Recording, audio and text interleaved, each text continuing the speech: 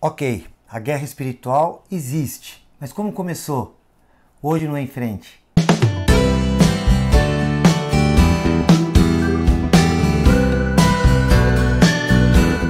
Estamos aqui hoje mais uma vez no nosso programa sobre guerra espiritual. Já temos dito que a guerra espiritual realmente existe e hoje nós vamos falar sobre a sua origem, como tudo isso começou. E olha, você que quer saber mais sobre esse assunto e muitos outros a respeito de espiritualidade, o que a Bíblia diz sobre este ou aquele assunto, você não pode deixar de acompanhar o nosso programa aqui todos os dias, de segunda a sexta-feira, especialmente essa série, essa semana, que vai até a sexta-feira aqui na TV Cultura, em dois horários, às 8 da manhã e também às 1h30 da tarde, nas redes sociais, todo o tempo que você quiser. Né? Você pode acessar, você pode curtir no Facebook, você pode seguir no Instagram e principalmente se inscrever no YouTube. Não deixa de fazer isso, vai lá, se inscreve, aciona lá o sininho para você não perder nenhuma notificação a respeito desses vídeos, especialmente dessa série sobre guerra espiritual. E se gostar desse aqui, dá um joinha lá. Queridos, vamos então continuar esta série especial que esta semana nós estamos fazendo aqui a respeito de guerra espiritual. A guerra espiritual é real. Está acontecendo agora mesmo aí, do teu lado. Segundo a Bíblia, nós já vimos no vídeo anterior que o diabo é o nosso adversário, é o nosso inimigo e ele anda ao derredor, ele anda ao nosso redor, rugindo como um leão, buscando a quem ele possa tragar. Ou seja, não se assusta, mas agora mesmo ele está aí do teu lado, querido. E nós vamos aqui passo a passo entendendo isso e sabendo como vencer. Por isso não tema, não saia daqui do programa, porque às vezes só falar esse nome já deixa a gente de cabelo em pé. Para com isso. É justamente por isso que muita gente tem sido atacada. Nós precisamos conhecer quais as estratégias do inimigo e quais as que nós devemos ter para vencê-lo no nome poderoso de Jesus. Já vamos começar esse estudo com uma oração e pedindo esse revestimento do sangue de Jesus e da presença de Deus. Pai amado, no nome de Jesus, enche-nos agora da tua presença, enche esta casa, esta família. Pai querido, que o sangue de Jesus nos cubra, que sejamos cercados pelas tuas escoltas celestiais, que nós possamos ter muralhas de fogo levantadas ao nosso redor, como diz em Zacarias capítulo 2, para que possamos ser mais que vencedores em Cristo Jesus, aquele que nos amou e por quem oramos, o nome de Jesus. Amém. Queridos, então, há uma origem deste conflito. Uma hora dessas, tudo isso começou. Como foi? Como que isso se deu? Bom, segundo a Bíblia, a palavra de Deus é ela sempre a nossa base, ok? A gente pode até usar algum outro livro, algum outro tipo de conhecimento, nunca experiência. Aliás, já deixa eu te alertar com isso, toma muito cuidado com as experiências espirituais, com as experiências sobrenaturais, porque o diabo atua muito nisso para enganar as pessoas, queridos. Então, toma cuidado, vigia para o que você tem aberto a tua vida e o teu coração no que diz respeito a questões espirituais e sobrenaturais. Avalia de acordo com a Bíblia, as Escrituras Sagradas, a Palavra de Deus. Bom, o nome do diabo, ele não chamou sempre diabo. Segundo a Bíblia, em Isaías capítulo 14, no versículo 12, a Bíblia diz assim: como caíste do céu, ó estrela da manhã, filho da alva. Este versículo, lá na Bíblia que a gente chama de Vulgata, que foi uma Bíblia escrita em latim por Jerônimo, né, a pedido de Jerônimo, foi escrita em latim. Essa Bíblia, a Bíblia chamada Vulgata, nesta passagem de Isaías 14, que é crido que esse texto fala a respeito do diabo, do nosso inimigo, Eu ia falar do nosso inimigo espiritual, mas nós já dissemos na aula passada, não há outro. Os nossos inimigos são todos espirituais. Queridos, esta palavra ali, então, lá na Bíblia, em latim, era Lúcifer, estrela da alva, porque era de luz. A palavra Lúcifer vem justamente disso, luz. Então, este era o nome original deste que, segundo a Bíblia, nós vamos ver daqui a pouco quem ele era. E, porque ele se tornou o que se tornou, mudou de nome, se tornando diabo, como vimos em 1 Pedro 5,8, o diabo, vosso adversário. A palavra diabo significa inimigo, inimigo.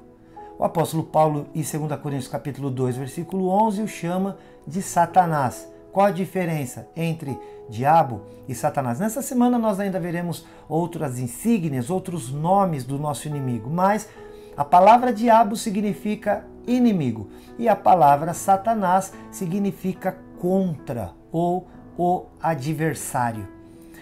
Ok, então já dissemos que lá na Bíblia Vulgata, escrita em latim, este nome era Lúcifer, querendo dizer ali um ser de luz. E onde estava este ser de luz antes que se tornasse o inimigo, o adversário? Segundo a Bíblia, em Ezequiel capítulo 28, eu vou dar uma resumida aqui e vou deixar mais uma vez eu te dizer, se inscreve no canal do YouTube, porque lá você vai ter na descrição os textos bíblicos e também você vai ter um resumo deste estudo para que você possa acompanhar. A Bíblia está falando a respeito de um homem, aparentemente, porque ele começa dizendo no versículo 2, filho do homem, diga ao governante de Tiro. Então a gente imagina que ele está falando com um homem. Porém, este homem diz assim, visto que o seu coração se eleva e você diz, eu sou um Deus, e sobre a cadeira de Deus eu me assento, mas você não é um Deus, você pensa que é, mas você não é. Você pensa, inclusive, que é mais sábio que Daniel, ele diz aqui, porque nada há, nenhum segredo que se possa esconder de você. E ele vai descrevendo. E olha nessa descrição o que ele diz. Pela sua grande habilidade para fazer negócios, você aumentou as suas riquezas. E por causa dela se elevou o seu coração. Por isso, assim diz Deus. Visto que você pensa que você tem o coração de Deus, saiba de uma coisa, versículo 9. Você ainda vai dizer que é Deus quando você estiver diante das mãos daquele que te matará? Filho do homem, faça uma lamentação sobre ele e diga, você era modelo, você era cheio de perfeição, de sabedoria, era perfeito em formosura, você estava no Éden, jardim de Deus, e se cobria de todas as pedras preciosas. Ele vai dizer quais eram estas. Aí no versículo 14 ele diz, você era um querubim da guarda. Você foi ungido, eu te estabeleci. Você permanecia no Monte Santo de Deus e andava no meio das pedras brilhantes. Você era perfeito nos teus caminhos desde o dia em que você foi criado até que se achou iniquidade em ti.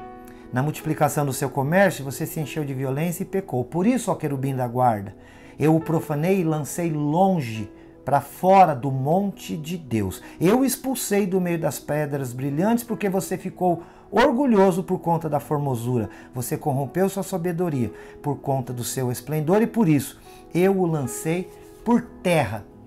Aqui está a descrição da origem do inimigo das nossas almas.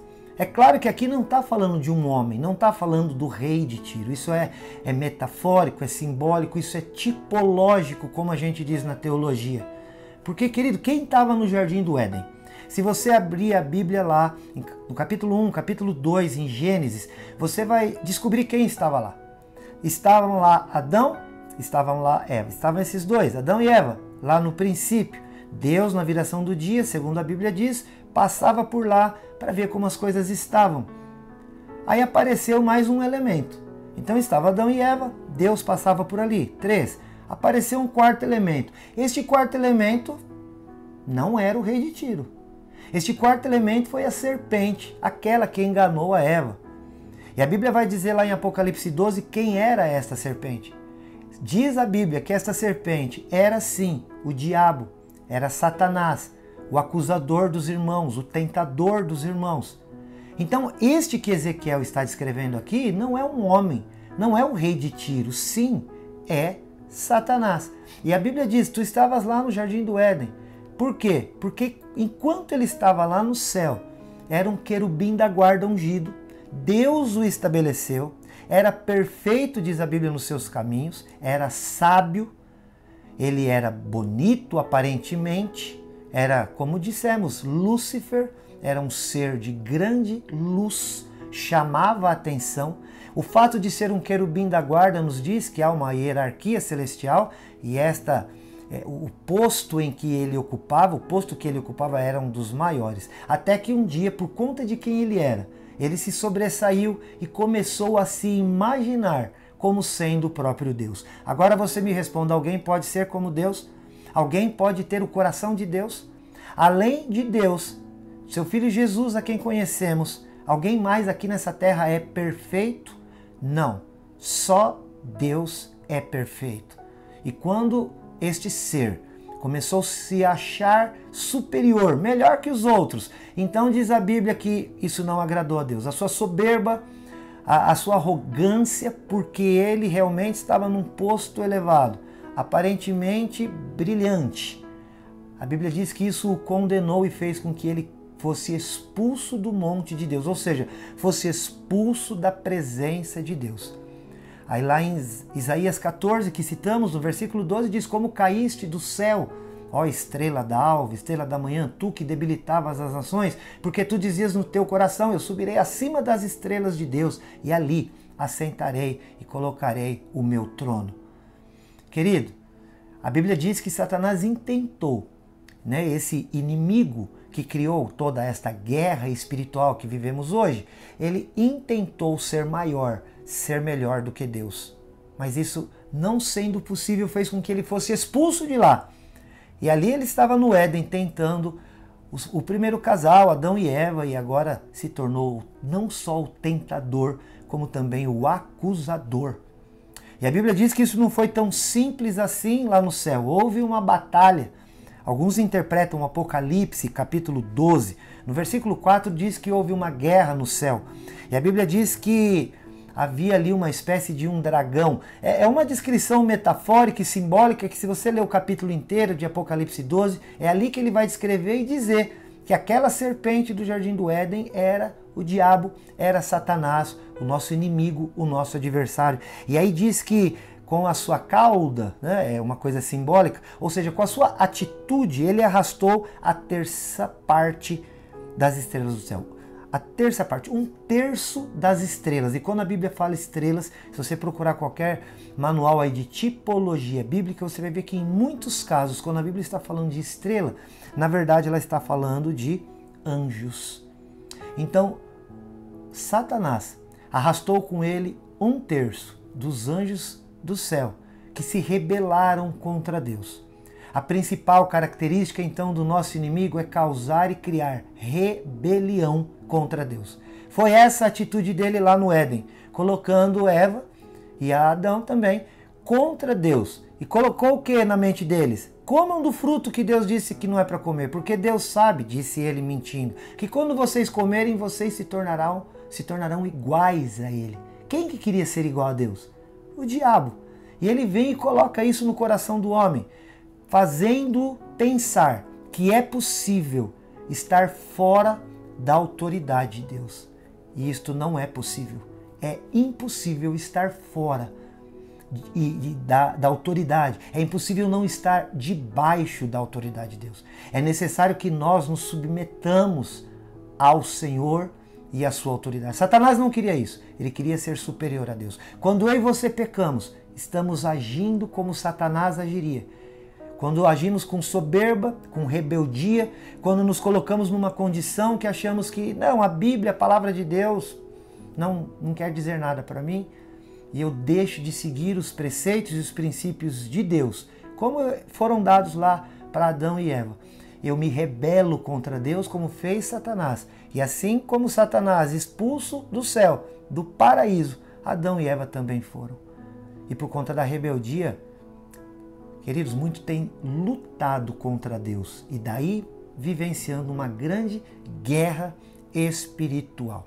Hoje nós entendemos aqui qual foi a origem do diabo e dos demônios e daqueles anjos caídos que hoje atuam como inimigos e que lutam a todo custo para derrubar você, para tornar você também rebelde contra Deus. Olha, não se esquece de se inscrever aqui no canal do YouTube, acompanhar esta programação para que você fique sabendo quais as estratégias do nosso inimigo. Hoje é isso. Amanhã tem mais. E se você tiver qualquer dúvida, entra nas nossas redes sociais ou também no WhatsApp 439-9147-5007. Porque se você tem dúvida, o Em Frente responde. Deus te abençoe. Te amo em Jesus.